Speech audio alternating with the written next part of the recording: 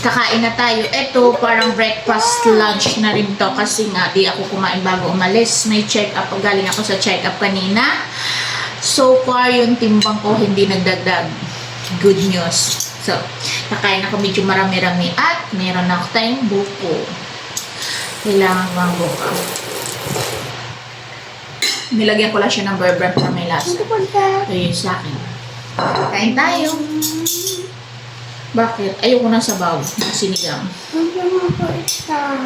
Gusto mo to? Ha?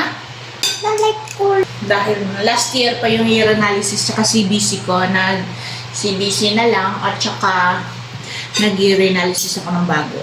I hope okay lang yung result.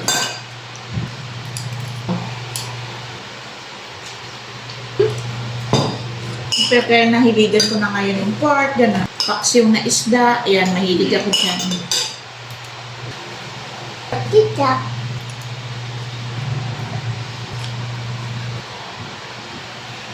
Excited ka na punta school? Ha?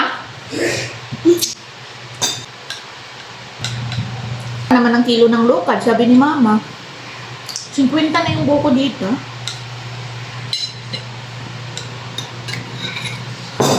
Tapos na, bye-bye! Vitamins time!